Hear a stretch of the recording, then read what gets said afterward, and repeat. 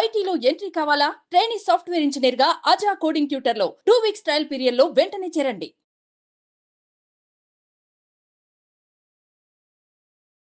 నమస్తే రచిత గారు. నమస్తే ఉష. వైఫ్ అండ్ హస్బెండ్కి సంబంధించి కొన్ని టాపిక్స్ మనం మాట్లాడడం, కొంతమంది కామెంట్స్ కూడా చేస్తూ ఉన్నారు. మేము ఏ విధంగా ఉంటే బాగుంటుంది, సజెషన్ ఇవ్వగలరా, ఏదైనా వీడియో రూపంలో చెప్పగలరా అని కొంతమంది ఆడవాళ్ళు అడిగిన వీడియో ఇది. వాళ్ళ కోసం మాత్రమే. ఏ విధంగా ఆడవాళ్ళు ఉంటే భర్తకి నచ్చుతుంది అంటారు అసలు? సో యాక్చువల్గా నేను హ్యాపీ ఉన్నాను ఫస్ట్. ఎందుకంటే మనము చాలా వరకు భర్తలు ఇలా చేస్తారు, అలా మాట్లాడారు, అలా ఏం లేదు, ఇప్పుడు బాగా మారింది అని భర్తలు చాలామంది అలా పెట్టిన వాళ్ళు మాకు ఇలా పెట్టారు, సజెషన్స్ తీసుకుని మారుతున్నాము అంటే మంచిగా అనిపిస్తుంది. I started loving my wife. మా ఇంటి ఆడపడుచు మీరు ఫ్రమ్ ఏకేపీ అని పెట్టారు. సో మొన్న కూడా చెప్పాను, thanks to AKP brother. So కాబట్టి ఇప్పుడు మీరు అడిగిన క్వశ్చన్ పర్ఫెక్ట్గా ఆడవాళ్ళు కూడా ఎలా ఉండాలి, ఖచ్చితంగా సి బోత్ థింగ్స్ కరెక్షన్. ఇక్కడ మనం ఏమీ వ్యాలిడేషన్ ఇస్తలేము, బట్ యాజ్ అ సైకాలజికల్గా ఏంటి, ఏ మనిషికి నా భార్య ఇలా ఉంటే బాగుంటుందని ఒక కొన్ని పారామీటర్స్, సెట్ రూల్స్ అయితే ఉంటాయి. సో ఆ సెట్ రూల్స్లో ఏవి ఉంటాయి అనేది మనం చెప్పుకుంటే మనకు పురాణాల్లో నుంచి ఆది దంపతులు అనంగానే గుర్తొచ్చేది పార్వతి పరమేశ్వరులు. సో వాళ్ళను పురాణాల్లో నుంచే దంపతులు అనగానే వాళ్ళిద్దరిని. అయితే కొన్ని చోట్ల ఎలా చెప్పారు అంటే పురాణాల్లో, ఎప్పుడైతే మీకు దేవుడి గుడి లేని పరిస్థితుల్లో ఒక మంచి ఆదర్శ దంపతులను కూర్చోబెట్టి పూజ చేస్తే స్వయంగా పార్వతీ పరమేశ్వరులను కూర్చోబెట్టి చేసినంత వ్యాలిడేషన్ ఉంటుంది అని చెప్పడం జరిగింది. అంటే ఆ ఇద్దరు ఎప్పుడైతే ఆ రెండు శక్తులు కలుస్తాయో అంత పవర్ఫుల్ అనేదే ఈ పెళ్ళికి ఉన్న బ్యూటీ. సో కాబట్టి ఎందుకంటే ఆ రెండు శక్తులు కలిస్తేనే కదా ఇంకొక ఎనర్జీ పుట్టేది. So that's a wonderful process. దాంపత్యం అనేది జస్ట్ ఏదో మనము నువ్వు వంట చేయడానికి పెళ్లి చేసుకున్నాను, నన్ను సాకడానికి పెళ్లి చేసుకున్నా, లేకపోతే పుట్టియడానికి, it's more than that. Beauty marriage relation is more than creating a universe. ఇంకా కోపం వచ్చి సాధలేను అన్నప్పుడు, లేకపోతే భార్యల మీద విసుగు చెందినప్పుడు భర్తల మీద చాలా గలీజ్కి పెళ్ళి అంటే ఇట్లా నాస్టీగా మాట్లాడడం అనేది మనకు అలవాటు అయింది. ఒక రెస్పెక్ట్ లేకుండా అయితే తయారైంది. బికాజ్ ఆఫ్ ఇంటాలరెన్స్, ఒకరినొకరు, ఇన్సెక్యూరిటీస్, డామినేషన్ ఫ్యాక్టర్స్, ఇవన్నీ, సంపాదన ఈక్వల్ ఉండటం, ఇవన్నీ ఫ్యాక్టర్స్. కానీ ఎంతైనా భార్యకి ప్రపంచమంతా జై కొట్టినా తన భర్త ప్రేమ దొరకంది మాత్రం వెలితి మాత్రం ఉంటుందబ్బా. అది మాత్రం అది ఇంకా అదే ఆ కల్చర్, ఆ రూట్స్ ఎక్కడికి పోవు. నువ్వు ఎంత సీఈఓ అవని, లేకపోతే కలెక్టర్ అవని, పోలీస్ ఆఫీసర్ అవని, లేకపోతే చిన్న హౌస్ మేడ్ పని చేసుకున్నా భర్త ఆ కాసింత పొగిడినా ఆ దగ్గరికి తీసుకున్న ఉన్న ఆనందం వేరే లెవెల్. సో కాబట్టి దానికి మరి నువ్వేం చేస్తున్నావు, నువ్వు చేస్తే ఈ కొన్ని పారామీటర్స్ ఇప్పుడు నేనేదో కొత్తగా కూడా చెప్పేది కాదు. మహాభారతంలో ద్రౌపది సత్యభామతో వివరించింది అన్నట్టు, ఇలా ఉంటే భర్తకి నచ్చడం జరుగుతుంది అన్న విషయం. సో మరి అక్కడి నుంచి రూట్స్ నుంచి మళ్ళీ ఒకసారి నెమరు వేసుకునే ప్రయత్నం మన ఈ జనరేషన్కి, రాబోయే జనరేషన్కి కూడా ఒక చిన్న గైడ్ లైన్స్గా ఏమైనా ఉపయోగపడతాయో చూద్దాం. సో ఫస్ట్ వన్ ఏంటి అని అంటే, బేసికల్గా ఎంత ఓపెన్ అయిందంటే ఇదివరకు అసలు భర్త పేరు తీయడం కానీ, భర్తల గురించి కానీ డిస్కషన్ చెప్పడం అనేది చాలా తక్కువ. ఎందుకు తక్కువ అంటే ల్యాక్ ఆఫ్ టైం. బికాస్ వాళ్ళకి పాతకాలంలో న్యూక్లియర్ ఫ్యామిలీస్ కాదు, పని పాట లేకుండా కాదు, ఫోన్లు లేవు. సో ఇంకా జీతగాళ్ళకి అన్నం పెట్టడమో, లేకపోతే చాలామంది ఉమ్మడి కుటుంబం ఉంటే ఈ అక్కలు, బావలు, తోటికోడలు ఇంట్లో పనే సరిపోయేది. సో వాటికి సొల్లు ముచ్చట్లు అనేది తక్కువ ఉండేవి. ఇప్పుడేమవుతుంది అని అంటే the phone is a culprit అని నేను ఎప్పుడు చెప్తాను. అది పాజిటివ్గా వాడితే ఓకే, కానీ ఏ తుమ్మిది తగ్గింది అంటే ప్రైవసీ లేకుండా పోతుంది. బేసిక్గా భర్త గురించిన పర్సనల్ సీక్రెట్స్ కానీ, వాళ్ళ ప్రైవేట్ లైఫ్ గురించి కానీ డిస్కస్ చేయడం బ్యాడ్ అని చెప్తున్నారు. ఎప్పుడు పురాణాల్లో చెప్పారు. ఎలాంటివి మేడం మరి అంటే, తనకి కొన్ని అంటే అవి చాలా సిల్లీ ఉండొచ్చు, నేను ఊరికే సరదాగా మెన్షన్ చేస్తున్నాను, గురికి అంత పెద్ద తప్పేం కాదు. లేకపోతే ఇంకా కొంతమంది ఇంకా తినడమో, లేకపోతే డిఫరెంట్ హ్యాబిట్స్ ఉంటాయి, అవి నీకు నచ్చకపోయి ఉండొచ్చు. అవి నువ్వు బయట అందరి ముందు డిస్కస్ చేయడము. సపోజ్ స్మెల్ కూడా బ్యాడ్ స్మెల్ వస్తుంది అనుకో వాళ్ళ దగ్గర. కొంతమందికి వాళ్ళ స్వెట్ కొంచెం స్మెల్ డిఫరెంట్గా వస్తుంది. సో అలాంటివి నువ్వు నీ ఫ్రెండ్స్ తోటో నీ రిలేషన్స్ తోటో లేకపోతే ఇట్లా చీత్కరించుకొని నా హస్బెండ్ ఇట్లా మా ఆయనైతే చిరాకు వస్తుంది, అది గనక నువ్వు చెప్పినవని ఆయనకి తెలిస్తే నీ మీద మమకారము ప్రేమ నువ్వు పక్కన పెట్టు. అసలు అంటే అగాధాల్లో కంటే నువ్వు ఒక చెత్త కింద అంటే దాని ఇంట్లో ఉన్నా కూడా మనసు మాత్రం ఎక్కడికో దూరం పోవడం జరుగుతుంది. మీకు అనిపించడానికి అది జోవియల్, జోక్, సరదాగా టీజింగ్ అనుకో. No, for him it is a insult, వేరే వాళ్ళ ముందు డిగ్రేడ్ చేసినట్టు. So don't do that. అలా కాకుండా ఫిజికల్గా అంటే మీ ప్రైవేట్ లైఫ్ను కూడా, పర్సనల్ లైఫ్ను కూడా, లేకపోతే ఏదైనా అలాంటి సెగ్మెంట్ని అసలు వేరే వాళ్ళతో షేర్ చేసుకోవడం అనేది ఏ భర్తకి ఇష్టం లేని టాపిక్. అబ్బాయిలు మాట్లాడుకుంటారు కదా అంటే నాకు తెలిసైతే భార్యల గురించి మాట్లాడరు. ఒకవేళ మాట్లాడినా అది వాళ్ళ కర్మ. కానీ భార్యలు మాట్లాడినరు అని తెలిస్తే మాత్రం వీళ్ళు ఒకసారి వెనక్కి తీసుకోవడం అయితే జరుగుతుంది. ఆ పర్సనల్ లైఫ్లో కూడా ఒక కాన్షియస్గా ఉండాల్సి వస్తుంది. ఎప్పుడైతే కాన్షియస్గా ఉన్నప్పుడు అది పర్సనల్ లైఫ్, హ్యాపీ లైఫ్ అయితే ఉండదని నా ఫీలింగ్. సెకండ్ వచ్చేసి చాలామంది వైఫ్స్కి ఖచ్చితంగా అందరికీ, నీకు ఉంటుంది, నాకు కూడా ఉంటుంది, ఏంటి నా భర్త నా మాటే వినాలి, లేకపోతే మొత్తం ఇలానే మ్యాజిక్ చేసి నా మాట వింటే బాగుండు, మా అత్తగారి మాట, మా ఆడపడుచు ఇప్పటిదాకా బాగానే ఉంటాడు, వాళ్ళు వస్తే మారిపోతాడు, వాళ్ళ వైపు ఫోన్ మాట్లాడా కథమే, ఇలాంటి ఒక ఉండి వశీకరణ అనే భావాల దగ్గరికి 80% లేడీసే ఉంటారు. నా భర్త నా మాట వినట్లేదు, వశీకరణ చేసుకోవాలి. సో అది ఉత్తమ మూర్ఖత్వం. వశీకరణలతో భర్త నీ చేతికి వస్తే అందరు భర్తలు ఈ పాటికి డుడు అనుకుంటూ ఉండేవాళ్ళు. అలా ఏమీ జరగదు. మూర్ఖత్వం. నీ బిహేవియర్తో నీ వశీకరణలోకి వస్తారు. సో ఇంకొకటి గయ్యాలితనంతో కానీ, అంటే గట్టిగా అరవడము, గర్వంతో కానీ ఇలాంటి వాటితోటి మాత్రం భర్తను ఆధీనంలోకి తెచ్చుకుంటాం అనుకోవడం అయితే చచ్చేంత మూర్ఖత్వము. అంటే ఒకవేళ డబ్బున్న అమ్మాయి వచ్చిందనుకోండి, లేకపోతే ఎడ్యుకేషన్ బాగుంది, లేకపోతే అందం బాగుంది, దాని ఏ పరిధినైనా తీసుకుని if you try to dominate him, ఈ మూడిట్లలో అది తనని ఎప్పుడూ మానసికంగా దెబ్బతీసి నీ ముందు ఎప్పుడు భర్త ఇలా ఉంటే బాగుంటుందా, ఇలా ఉంటే బాగుంటుందా, ఉషాని స్ట్రాంగ్గా ఉంటేనే బాగుంటుంది. ఏ భార్యకైనా నాకు తెలిసి అయితే అదే ఎనీబడి. సో అలా ఉండాలి అంటే నీ ప్రవర్తన.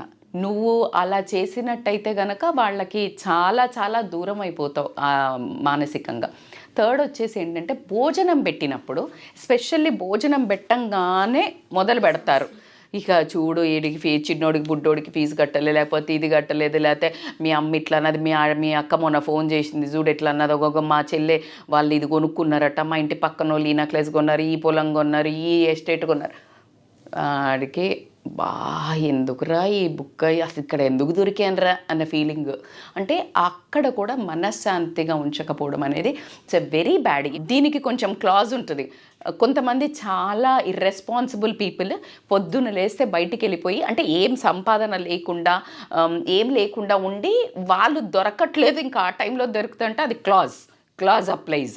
అందరికీ వర్తించదు ఉష. నేను చెప్పేది కూడా జనరలైజ్డ్ కాదు. ఎందుకంటే కొంతమంది అసలు పూర్తిగా దొరకరు, ఇంకా ఆ టైంలో దొరుకుతారు కదా అని చెప్తారు.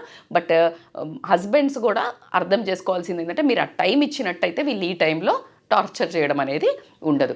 ఎస్పెషల్లీ వాళ్ళకి ఇష్టమైన వంటలు చేసి అలా గనక చేసినట్టయితే గనక చాలా ఎక్కువ రిలేషన్ బిల్డ్ అవ్వడం జరుగుతుంది. నేను ఫోర్త్ది చెప్పాలి అని అంటే ఉదర తృప్తి అంటారు. ఉదర తృప్తి అంటే హస్బెండ్కి ఎప్పుడైతే పొట్ట సాటిస్ఫై అవుతుందో, భార్య ప్రేమ కడుపు నుంచి భర్త దగ్గరికి వెళ్ళాలంటే పొట్ట నుంచి వెళ్ళాలంట. మగవాడికి ప్రేమ గుండెలోకి వెళ్ళాలంటే పొట్ట నుంచి వెళ్ళాలి అని చెప్తారు.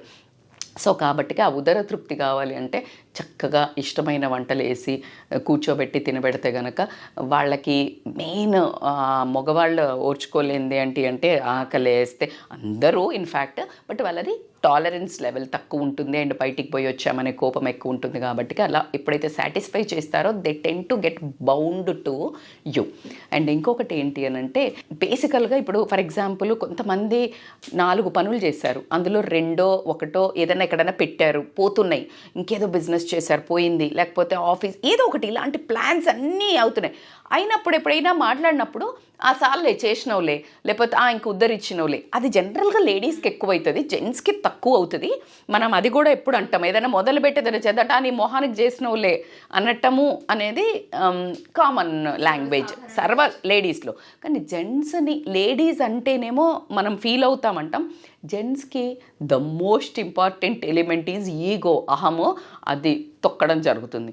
పాముకు తోక దొక్కితే ఎలా బుస కొడుతుందో మగవాళ్ళని ఎప్పుడైతే ఆ వర్డ్ అంటామో వాళ్ళ ఈగో హర్ట్ అవుతుంది. సో ఈగో హర్ట్ అయినప్పుడు చాలా డిస్టెన్సెస్ పెరుగుతాయి. Either in the both cases. మానసికంగా అమ్మాయిలకేమో తల్లిదండ్రులను తిట్టినా, ఇంకేదైనా బ్యాడ్ వర్డ్స్ తిట్టినా అక్కడ పడుతుంది. అదే జెంట్స్కి మాత్రం వాళ్ళ కెపబిలిటీని క్వశ్చన్ చేసినప్పుడు వాళ్ళు ఆ విషయాన్ని అసలు తీసుకోలేరు. అందుకనే మరీ రూడ్గా కాకుండా సంజాయించటం అనేది ఇంపార్టెంట్. అంటే రూడ్గా అంటే మరి ఎట్లా మేడం అట్లా అన్నీ తగలేస్తారో అన్ని బరాబర్, you need to check, you need to advise, but in soft words మంచిగా, మన ఫ్యామిలీ మనిద్దరము, మీరు ఇలా చేస్తే ఇలా అవుతుంది, ఎందుకులే మనకు కలిసి వస్తలేదు, గమ్మునుందాము, సంపాదించకపోయినా సరే ఆగం చెయ్యొద్దు, this is the best words you can tell. అంతేగాని ఇంకా చేసిన వాళ్ళే నీ ముఖానికి ఇదే అయింది అట్లా మాట్లాడే వాళ్ళని నేను చాలామందిని చూశాను. సో కాబట్టికే అది రాంగ్. కోడ్లు సంపాదించిన వాళ్ళని కూడా ఇలా మాట్లాడే లేడీస్ ఉన్నారు. ఇంకా అది వాళ్ళ విజ్ఞతకే వదిలేస్తున్నాము. ఎందుకంటే వాళ్ళ తపనంతా ఇంకా ఇంప్రెస్ చేయాలి వైఫ్ని, ఇంకా ఫ్యామిలీని బాగా చేయాలనే మగవాళ్లను చాలా నానా రకాలుగా, అంటే ఫుడ్ పెట్టకుండా తిరిగేసి వచ్చి ఇలా చేసేవాళ్ళు కూడా ఉన్నారు. తిరిగేసి వచ్చేసి ఫుడ్ పెట్టకుండా చల్లయి బొల్లయి వేడి చేసుకుని తినే మహానుభావులు కూడా ఉన్నారు. నేను వాళ్ళని కూడా చూస్తున్నాము. సో మనము అలా, అందుకే అంటున్నాను, ఎద్దున్నోడికి బుద్ధి ఉండదట, బుద్ధున్నోడికి ఎద్దు ఉండదట అంటారు. ఇలా చేసే వైఫ్స్కి అంత బంగారం లాంటి హస్బెండ్స్ ఉంటారు. అట్లా మంచిగా చూసుకునే వైఫ్స్కి హస్బెండ్స్ రూడ్ ఉంటారు. అది మరి భగవంతుడు ఎందుకు అలా విధిరాతలు రాస్తాడో తెలీదు. కానీ మనం 100% లైఫ్ని కరెక్షన్ చేసుకునేది మన ఈ లైఫ్లోనే. ఇంకా ఇట్లాంటి మీడియా ఛానల్స్ ఒకసారి చెక్ లిస్ట్ పెట్టి చక్కగా పారామీటర్స్ ఇస్తున్నారు కాబట్టి క్రాస్ క్వశ్చన్ చేసుకోవడము for better life is always encouraging. The most important ఏంటి అని అంటే డ్రెస్సింగ్ అనగానే ఆడవాళ్ళకి భలే ఉన్నారు మేడం, మీరు కూడా ఎలా చెప్తారు, మీలాగా బాగా టిప్ టాప్గా తయారై ఎలా కూర్చొని చేస్తూ అంటారు. అలా కాదు. బేసిక్గా మినిమం రిక్వైర్మెంట్, స్టూడియో మేకప్ వేసుకోనో లేకపోతే మంచి మంచి బట్టలు వేసుకొని ఉండమంటే మీడియంగా. మరి అంటే సమ్టైమ్స్ నాకు కూడా కంప్లైంట్స్ ఉంటాయి ఏంటంటే ఇట్లా ఎప్పటియో మనం ఆ పాత బట్టలు వేసుకొని, అంటే మనకు ఫీల్ గుడ్ ఫ్యాక్టర్, మెత్త వేసుకుంటే హాయిగా ఉంటుంది అని అనుకుని జనరల్గా వేసుకుంటూ ఉంటాము. బట్ నో, నువ్వు ఫస్ట్ పెళ్ళి చేసుకున్నప్పుడు, ఇంకా ప్రేమించి పెళ్ళి చేసుకుంటే ప్రేమించేటప్పుడు ఎంత ఇంట్రెస్టింగ్గా తయారయ్యి ఎంత హస్బెండ్ అటెన్షన్ కోసం నువ్వు తాపత్రయపడ్డావో, యాజ్ ఇయర్స్ గో అంతకు డబుల్ తాపత్రయపడాలి. నీ హస్బెండ్ నిన్నే పొగడాలి, నీ హస్బెండ్ నీ అటెన్షన్లోనే ఉండాలి, నీ హస్బెండ్ వేరే అసలు ఎవరిని చూడకూడదు, అంటే వేరే వాళ్ళ అన్నప్పుడు మరి నువ్వు ఎంత మేనకలా ఉండాలి, అవునా కాదా? నువ్వు అదే ఎగ్జాక్ట్గా పెళ్ళికి ముందు దాకున్నది మొత్తం పోతుంది, పెళ్ళి తర్వాత జీరో డ్రెస్సింగ్. అంటే పెళ్ళైపోయిందిగా అందరు వైఫ్స్ చెప్పేది ఏంటి అని అంటే, ఈ మంచి తయారవచ్చు కదా అంటే, ఇంకెవడు నన్ను అంటే ఇంకెవడో చూడ్డానికి ఎందుకు తయారవుతాం? అది వెరీ అట్టర్లీ రాంగ్ వర్డ్. ఎవరో చూడ్డానికి రెడీగా, అట్లీస్ట్ నాకు ఇంకొక వర్డ్ నా కోసం నేను రెడీ అవుతా అనడం బెటర్. కానీ ఇంకెవరు చూడరు కదా అంటే ఎవరి కోసం కాదు కదా మనం తయారయ్యేది. ఒకటి self validation, self love, self importance ఒకటి. సెకండ్, నీ ఇంట్లో నీ ప్రేమ, తన ప్రేమ నువ్వు కోరుకుంటున్నావు కాబట్టి ఖచ్చితంగా you should be good in dressing. మీడియంగా ఒక మంచిగా తను వచ్చే వరకు ఒక ఫ్రెష్ లుక్గా అమ్మయ్య అనిపించాలి, నేను చూడగానే అబ్బా అనిపించకూడదు. సో కాబట్టికే ఈ పారామీటర్స్ ఎప్పుడైతే అలా మళ్ళీ తన భర్త మీద ఎవరైనా జోక్స్ వేసినా వేరే వాళ్ళు నవ్వినా ఏమనిపించదు, కానీ ఒక వెకిలిగా నవ్వుతారు కొంతమంది లేడీస్. ఆ నవ్వు కూడా చాలా పెయిన్ఫుల్గా ఉంటుంది. ఇట్ ఈస్ నాట్, మనం ఆ టైంలో ఏమన్నా నువ్వు నవ్వుతా, అబ్బాయిలు కూడా చేస్తారు ఇది, ఎగతాళి చేయటం అయ్యి. కానీ భర్తను ఒక రకమైన స్టేజ్లో చూడాలని అనుకునేదే మన బాధ్యత, మన సర్కమ్స్టాన్సెస్, అంటే మన కల్చర్. భర్త అంటే ఇలా, భర్తను వ్యంగ్యంగా మాట్లాడినా ఎగతాళిగా మాట్లాడినా సొసైటీ తీసుకోదు, భర్త తీసుకోడు, ఒక రకంగా నిజంగా నీకు లోపల బయటకు వచ్చి అనుకుండా ఉండాల్సిందే అనుకునే వ్యక్తులు కూడా చాలామంది ఉంటారు, అమ్మాయిలు, ఇది నోటి దూలకి అనేసిన తర్వాత. సో ఒక రకమైన నేను ఒక గ్రూప్ గ్యాదరింగ్లో ఉన్నప్పుడు హస్బెండ్ ఇట్లా చాలా చీప్గా మాట్లాడుతుంటారు. మాట్లాడినప్పుడు వాళ్ళ మొహం ఇంత చిన్నగా అయిపోయింది తెలుసా, పవర్ఫుల్ ప్లేస్లో ఉంటారు. నాకు ఎంత బాధ వేస్తుందో, how they can talk this much rude అనిపిస్తుంది. సో కాబట్టికే ఈ క్రాస్ చెక్ చేసుకోండి అబ్బా. నువ్వు ఏమనుకున్నా విడదీయలేని బంధం, వదులుకోలేని బంధం, భరించే బదులు చక్కగా కొంచెం కరెక్షన్స్ చేసుకొని ఈ 92.7 92.5 93.5 ఉంటాయి కదా, ఆ 4 దగ్గర ఉన్నారనుకో, కొంచెం ట్యూనింగ్ చేసుకుంటే బ్యూటిఫుల్ శ్రవణానందంగా ఒక బ్యూటిఫుల్ సాంగ్ వచ్చినట్టు నీ జీవితం కూడా అత్యద్భుతంగా ఉంటుంది. సో ఈ చెక్ లిస్ట్ చేసుకొని మళ్ళీ ఇంకెవరైనా ఇలాగ మంచి మెసేజెస్ యూస్ఫుల్ అయ్యాయి ఇంకా దీని మీద చెయ్యమని అడిగితే కనుక we will do our research and will do give the best. Thank you Rajitha garu, చాలా మందికి హెల్ప్ఫుల్ ఈ వీడియో. థ్యాంక్ యూ అండి, thank you so much. Thank you so much Usha.